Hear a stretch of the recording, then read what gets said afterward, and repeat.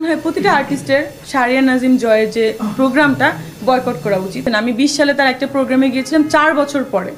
আমি 24-এ মানে কয়দিন আগে একটা তার প্রোগ্রাম করেছি, কারণ সে 20 সালে আমাকে প্রচণ্ড পরিমাণে অপমান করে কথা বলেছিল। আমি তখন স্টেপ নিতে চেয়েছিলাম, অনেক বাজে বাজেভাবে কথা বলে। আপনারা দেখেছেন যে আমাদের প্রতিটা শিল্পীকে নিয়ে সে কীভাবে কথা বলে। শুধু তো শিল্পী না, দীপজল ভাই একবার তার এগেনস্টে অ্যাটেম্প নিয়েছিল, মৌসুমী আপু সানি ভাইয়া তাকে মারতে গিয়েছিল, থাপ্পড় দিয়েছিল। তারপরে বাপ্পি একবার বলেছিল আপনি বেয়াদব। তারপরে আসিফ ভাই একবার পার্সোনাল রিলেশন নিয়ে বলেছিল অপু বিশ্বাস দিদি। অপু দিদিও তো একবার তার সাথে অনেক গ্যাঞ্জাম দিদির সঙ্গে।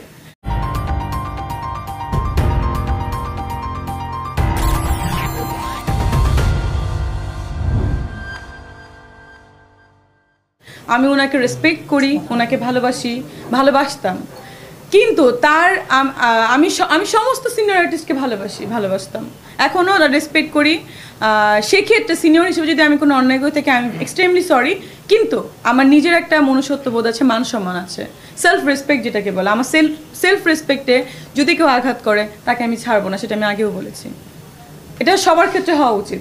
একজন বাসার ড্রাইভারেরও আপনার সেলফ রেসপেক্ট আছে, একজন কাজের বুয়ারও সেলফ রেসপেক্ট আছে, সেলফ রেসপেক্ট সবার আছে। সো আমি একজন মানুষ, আমি একজন ডক্টর, একজন আর্টিস্ট, সো আমার তো অবশ্যই আছে। সো জয় ভাইয়ের বিষয়টা হচ্ছে, তার ব্যাপারে আমি ফার্স্টে কষ্ট পেয়েছিলাম। কষ্ট থেকেই কথাগুলো বলা ছিল যে একজন মানুষের সাথে আমার এত ভালো রিলেশন, তার বাসায় যে আমি ইনভাইট পেয়েছিলাম, খেয়েছি, তার ওয়াইফ আমাকে খাবার খাইয়েছিলেন, সব কিছু ঠিক আছে। তার বাসায় অনেকক্ষণ পার্টি করেছি, প্রায় যেতাম। সে আমার অফিসে আসতো, আমার ক্লিনিকে সে বোটক্স বলেন, ফিলার বলেন, ট্রিটমেন্ট নিতে চেয়েছিল তার রিঙ্কেলের জন্য। সে আমার সঙ্গে একটা ওয়েব ফিল্ম করতে চেয়েছিল, চ্যানেল আয়ের বলেন, এমনি প্রজেক্ট বলেন। সে আমাকে বলেছিল যে তুমি পারবা, এগুলো করো, তুমি ডিজার্ভ করো, সবই ঠিক আছে। বাট প্রবলেমটা হচ্ছে, সে যখন সাকিব আর আমার ইস্যুস দেখলো, হঠাৎ করে সে বললো যে ওই যে একটা মেয়ে আছে না, দেখেছেন তো আপনারা, মানে কি ওনার তো আমাকে, আমি তার ছোট বোন, মনে করেন রিলেশনের কথা আমি ভুলে গেলাম, ছোট বোন। সে আমাকে বলতে পারতো যে আমাদের একজন আর্টিস্ট আছেন মিষ্টি জান্নাত, তাকে দেখলাম সাকিবের একটা ইস্যুস নিয়ে, তো এইভাবে কিন্তু বলতে পারতো কথাটা। সে না বলে ওই যে একটা মেয়ে আছে না, এটা কোনো প্রয়োজন ছিল না। তারপরে আমি যখন তাকে জিজ্ঞাসা করলাম ওই যে একটা মেয়ে আছে না মানে কি, কিছু মানে আমার ভাই ব্রাদারকে দিয়ে জিজ্ঞাসা করলাম, সে আমাকে নিয়ে উল্টাপাল্টা কথা পাঠালো। তখন আমি বললাম যে সে যদি, ইভেন আপনারা দেখেছেন আমি 20 সালে তার একটা প্রোগ্রামে গিয়েছিলাম 4 বছর পরে। আমি 24-এ মানে কয়দিন আগে একটা তার প্রোগ্রাম করেছি, কারণ সে 20 সালে আমাকে প্রচণ্ড পরিমাণে অপমান করে কথা বলেছিল। আমি তখন স্টেপ নিতে চেয়েছিলাম, বাট আমার মনে হয়েছে থাক, সে সিনিয়র আর্টিস্ট, সে তার প্রোগ্রামে এইভাবে কথা বলে, ইটস ওকে।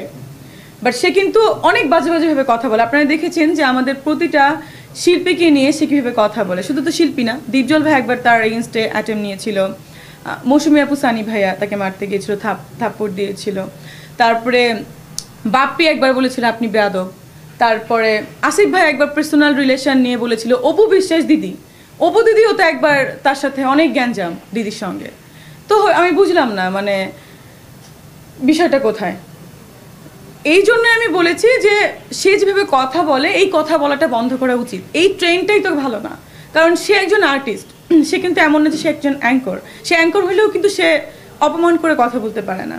সে একজন আর্টিস্ট, সে সবাইকে সম্মান করে বলবে। সে ইভেন কি হলো, মুরাদ ভাইয়া ছিল, তাকে বলতো টাকলা মুরাদ। সে ইকবালকে বলে টাকলা ইকবাল, আপনাকে শোনা যায় বলতে। এইভাবে তো কথা বলতে পারেন, কেন বলো? এটা তো ইনডিরেক্টভাবে অপমান করা, ওয়ান কাইন্ডস অফ। আমি বলেছি এভাবে ইনডিরেক্টভাবে অপমান করার কোনো প্রয়োজন নেই। ইভেন আমাকে সে বলে যে তুমি যে ডাক্তার হয়েছে তোমার সার্টিফিকেট, মানে তাহলে বিএমডিসি আমাকে কি দিল? আমি যে শিকদার মেডিকেলে পড়াশোনা করেছি, মানে বুঝলাম না উনি কি বলে।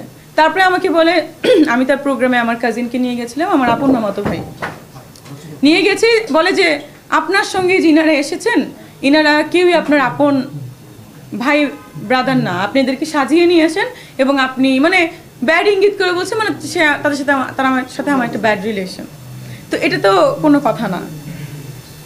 এই ব্যাপারগুলো নিয়ে আমি আসলে প্রতিবাদ করতে চেয়েছি, এবং আমার মনে হয় প্রতিটা আর্টিস্টের শাহরিয়ার নাজিম জয়ের যে প্রোগ্রামটা বয়কট করা উচিত। এবং অলরেডি আমি অনেক সিনিয়র আর্টিস্ট আমাকে ফোন করেছেন, তারা বলছে খুব ভালো একটা অ্যাটেম্প নিয়েছো তুমি, শিল্পী সমিতি, অভিনয় শিল্পী সংঘ, এগুলোর ক্ষেত্রে চিঠি দাও। আমি অলরেডি লেটার সাবমিট করে দিয়েছি, এবং তারা বলেছে তারা যে কোর্টেও তুমি ব্যবস্থা নাও এই প্রোগ্রামটা জন্য একটু রিট জারি করে। কিন্তু আমি প্রোগ্রামটা যেহেতু একটু সুনামধন্য চ্যানেল আয়ের আমার খুবই কাছে, সাগর ভাই খুবই ভালো মানুষ, বাট আমার কথা হচ্ছে যে এত বড় একটা চ্যানেলের ব্যানারে সে যদি মান সম্মানটা নষ্ট করে, তো চ্যানেলের মান সম্মান নষ্ট হচ্ছে। তো যাই হোক, আমি চ্যানেলের ব্যাপারে কোনো কিছু আমার প্রয়োজনই নেই, প্রোগ্রামটা বন্ধ করারও আমার কোনো প্রয়োজন নাই, কিন্তু আমি চাই যে সে এইভাবে কথাটা না বলুক কারোর সঙ্গে। এটা কিন্তু সেলফ রেসপেক্ট নষ্ট হয় মানুষ। আমি এখনো ব্যক্তিজয়ের বিরুদ্ধে মামলা করব কি করব না সেটা আমি জানি না। আমি আগে শিল্পী সমিতিতে দিয়েছি, শিল্পী সংঘতে আমি দিয়েছি, আমার লয়ারের সাথে আমি কথা বলেছি, অলরেডি তারা সব documents and papers collect and ready করেছে। সাইবার ক্রাইমে আমি কিছু কিছু মামলা করব, কারণ কিছু কিছু মানুষ আমাকে নিয়ে বাজে বাজে বাজে কমেন্ট করছে, কিছু কিছু নায়িকা আছে, কিছু কিছু মডেল আছে, কিছু কিছু প্রমোটার আছে, তারা না জেনে জেনে আমাকে নিয়ে কমেন্ট করছে এবং বাজে বাজে কথা লিখছে, সেটাও আমি আসছি।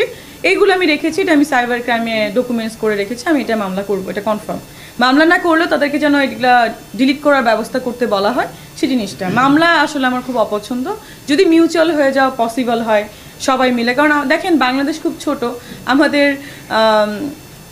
ইন্ডাস্ট্রিটাও খুব ছোট, তো মনে হয় যে মিউচুয়ালি আসাটাই বেটার। কিন্তু জয় ভাই এভাবে যেন কথা না বলে, তার প্রোগ্রাম যদি এভাবে কথা বলে, সমস্ত আর্টিস্টের বয়কট করা উচিত।